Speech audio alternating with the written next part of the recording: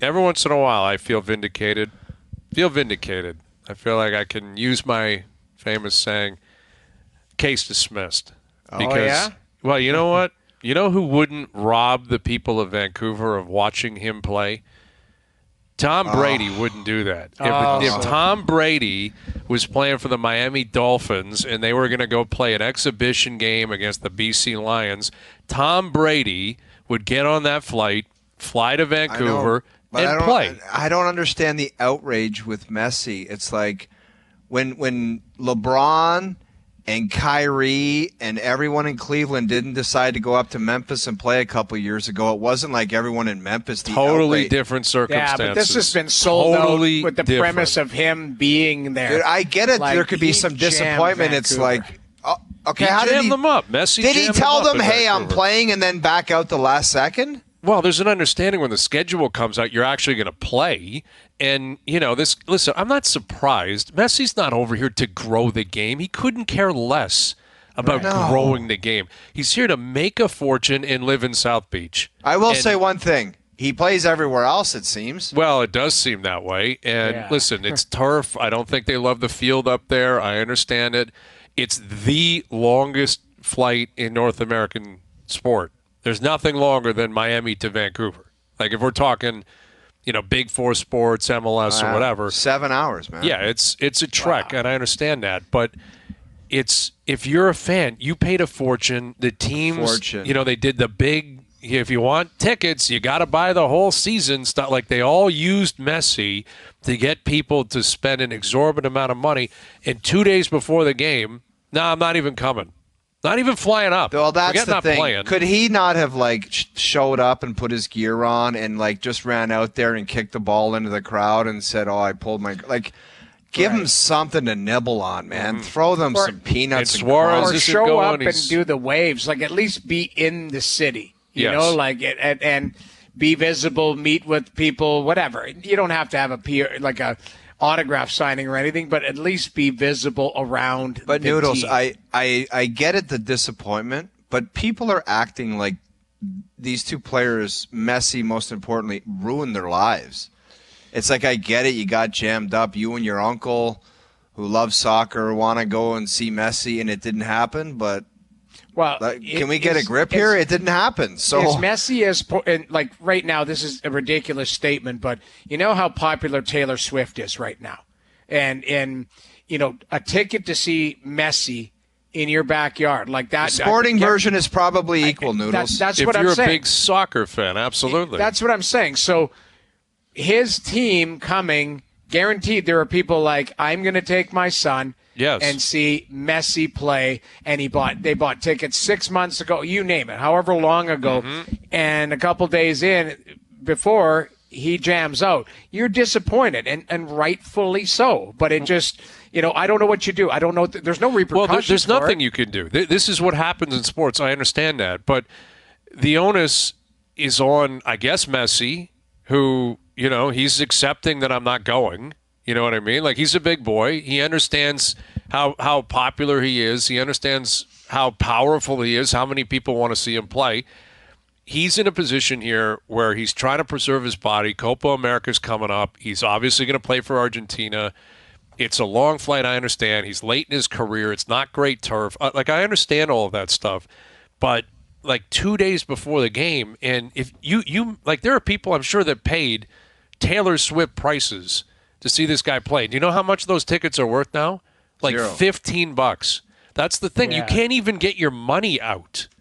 There's nothing. The team's not going to give you the money back. If you throw it on the secondary market, people are like, "I'll pay you 15 cents." But was there anything in advance that said, "Look, we need to let you guys know that there is an outside chance that this guy doesn't even show up. We got to throw that out there." To my knowledge, there wasn't. And also, to my knowledge means you have no idea if that was said or not. I mean, listen, why would you market it that way?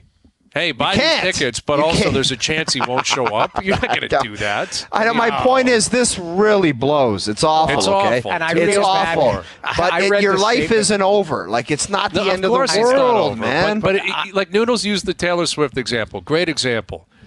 She's coming through town, a one shot. One shot. You bought tickets. You told your kids we're going. And people flying in for it, people too. Flying guaranteed. in, and then 2 days before, actually, she's not. Sorry. You can chew on it. We're going to send someone else out. Someone else will go up with an acoustic guitar and a blonde wig. Well, do you know what I do? You just walk out and leave, and you go home and say, you know what, I got to chew on that. You got to move on. That's my new philosophy in life. You chew on the $2,000. Like they handed you a crap burger for $2,000. That I know, some people, but Noodles, my new philosophy from the life coach is, what's the sense of bitching about something you can't change? It sucks. It blows. But you know what? We got to deal with it. Move on. Okay, it's but not the end of the. Everyone loves complaining how they got screwed. It is for MLS. Clipped. I want that clipped. Go ahead. Say it again. I want it clipped because anything that just goes sideways, you just got to pick up and move on. That's the new philosophy. Okay. I'm not getting rattled by things. Anybody's a D-bag in my life, I just step away and say you're eliminated. I'm just fresh. Everything's new, and I got a fresh new opinion on everything in life. Good, all thanks to getting in shape. I know. But you said, like, what's the point of bitching about it? And like, we need that whole clip. Noodles, because Jamie, Bryan, you guys both know I'm a bitcher and complainer because, to be perfectly honest with you, I'm pretty particular about things. Hey, we know that. That's the way it is. Successful. For 10 years. Love it. If things aren't done a certain way, and we're the people that are on air, you got to straighten it out. So. If you want to just be like, whatever happens, happens, that's not how successful people operate. End of story. Let's move on and be good. Yes, sure. I actually, I'm with you guys would, I don't know, like the Taylor Swift analogy is fresh in my head. It's because perfect. I did something the other day. Is I'm going to be in Europe this summer, so I bought 2 Taylor Swift tickets for my daughter and my wife to go, and I am just horrified. In Europe? I'm not. How much it is? You mean the prices still? I'm not even going to say or even ballpark the number. You spent $20,000 for 2 tickets, didn't you? No, I that's ridiculous. bought tickets to Taylor Swift secondary market. I know what you're in for. 2 tickets to Taylor Swift in Milan, Italy. Like, it is not. That's a pimp move. I saw her in Detroit. Well, yeah. Also pimp move. Very pimp. Yeah. The home of Jerry Goff. Home of Jerry Goff. But the thing is, we're going to have to be over there, so it's like, okay, we'll see Taylor Swift. I was horrified going through the whole process. Like, I actually was sick to my stomach. But now, if we go in there and the concert's canceled, like, what do? You're going to get your secondary ticket money back or whatever? You're done, man. The Messi thing, I don't know if it's a great analogy, but it's close. There's people, I guarantee you, there'll be awful stories going, I paid $2,000 for these tickets and we're flying in from Edmonton or from Calgary and flights, hotel and everything, and we're going to watch a team that doesn't have Messi on it. Well, that's why it's worse, because if Swift doesn't show up, they reimburse you the money, right? Like if the concert's canceled, the game goes on with replacements, right? It's like going to a Broadway play, and it's like, the second, the Muse or whatever is going to be up there. Where's Bette Midler? Like, no Bette Midler, and you're freaking out because that's Messi. Messi's Bette Midler. You got to have him. And guess what? It's going to happen in Toronto. Like, everyone knows it. They're coming up here in, like, November. Weather's going to be awful. The playoffs will be determined. They won't show. He's not coming up here. But I think we knew that. I think most people in Toronto understood it because of the scheduling. So why'd he go to Montreal? Because he likes St. Catherine Street? Probably. He had some, who knows? Maybe he had old Montreal. Who knows what he's up to there? But I don't know. You didn't spend the money to go to BMO in November because I don't think he's coming up. I don't think he'll be here. But it's a challenge for MLS because he is bigger than the league. Yeah. Like he owns part of it. The Apple deal and everything around him. But him coming over, it was all about Messi and how big it is and what it's going to do for North American expansion, blah blah blah, and. Who knows if we're ever going to – is he going to play 1 year and leave, 2 years? Is he ever going to play in Vancouver? Is he ever going to play in Toronto? I don't know. It doesn't seem likely, and that sucks. And that's the difference between, like, the LeBron stuff. Like, LeBron has played in Memphis. You missed him the one time, but he played 20 years. He probably played in Memphis 25 times, in his career. Messi's coming up, like, once.